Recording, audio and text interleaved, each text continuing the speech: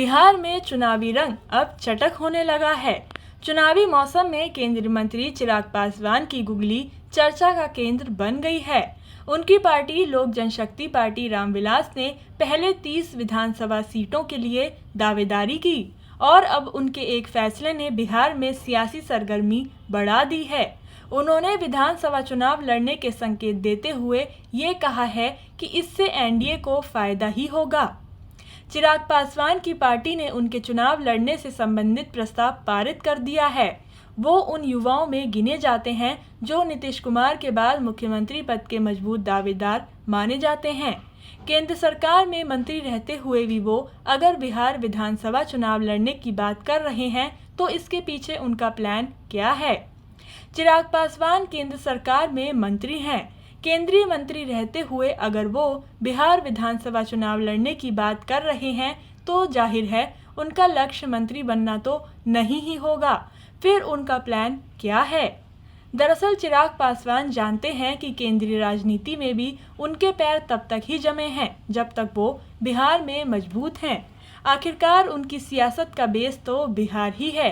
BJP Madhya Pradesh और राजस्थान से लेकर हरियाणा तक केंद्रीय मंत्रियों को विधानसभा चुनाव लड़ाती आई है। 2020 के बिहार चुनाव में चिराग की पार्टी सीट पर सिमट गई थी। खुद मैदान में उतरने के पीछे चिराग की रणनीति ये भी हो सकती है कि शायद इससे एलजेपीआर को कुछ सीटों पर फायदा मिल जाए। बिहार के वरिष्ठ पत्रकार ओम प्रकाश अश्क ने कहा है कि राजनीति में कोई अस्थायी दोस्त या दुश्मन नहीं होता। चिराग की रणनीति कुछ सीटें जीतकर अपनी बार्गेनिंग पावर बढ़ाने की हो सकती है, खासकर ऐसे माहौल में जब नीतीश कुमार के भविष्य को लेकर अनिश्चितता की स्थिति हो। चिराग भी भविष्य के सीएम दावेदारों में गिने जाते हैं। बिहार फर्स्ट, बिहारी फर्स्ट जैसे कैंपेन से अपनी मौजूदगी बनाए रखते हैं। वो बिहार की सियासी पिच खाली नहीं छोड़ना चाहते। जेएसडी के एचडी कुमारस्वामी कम सीटें होने के बावजूद सीएम बन सकते हैं। निर्दलीय मधु कोड़ा झारखंड के सीएम बन सकते हैं। नीतीश कुमार तीसरे नंबर की पार्टी का नेता होने के बावजूद 5 साल सरकार चला सकते हैं। तो सियासत में कुछ भी हो सकता है। चिराग को भी नीतीश के भविष्य पर संशय में अपने लिए उम्मीद दिख रही है। साल 2005 में 2 बार बिहार विधानसभा के चुनाव हुए थे। पहले चुनाव में त्रिशंकु जनादेश आया था। तब चिराग पासवान के पिता रामविलास पासवान तत्कालीन संयुक्त प्रगतिशील गठबंधन सरकार में मंत्री थे।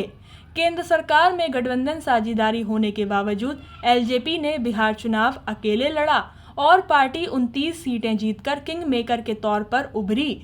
तब आरजेडी 75 सीटें जीतकर सबसे बड़ी पार्टी के रूप में उभरी थी और 92 सीटों के साथ एनडीए सबसे बड़ा गठबंधन।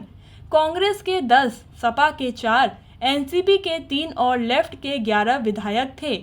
आरजेडी को कांग्रेस और इन छोटी पार्टियों के साथ ही केंद्र में गठबंधन सहयोगी एलजेपी के समर्थन से सरकार बना लेने का विश्वास था, लेकिन ऐसा हुआ ही नहीं। सत्ता की चाबी लेकर घूम रहे रामविलास पासवान ने तब मुस्लिम मुख्यमंत्री की मांग कर पेंच फंसा दिया। नीतीश कुमार की अगुवाई में एनडीए ने सरकार बनाई, लेकिन अल्पमत की यह सरकार भी अधिक दिनों तक नहीं चल सकी। नीतीश को कुर्सी छोड़नी पड़ी और उसी साल अक्टूबर में दोबारा चुनाव हुए। 2005 के दूसरे चुनाव में एलजेपी की सत्ता की चाबी खो गई और एनडीए ने पूर्ण बहुमत के साथ सरकार बनाई। इन चुनावों में क्या चिराग भी अपनी पार्टी के लिए सत्ता की चाबी खोज रहे हैं?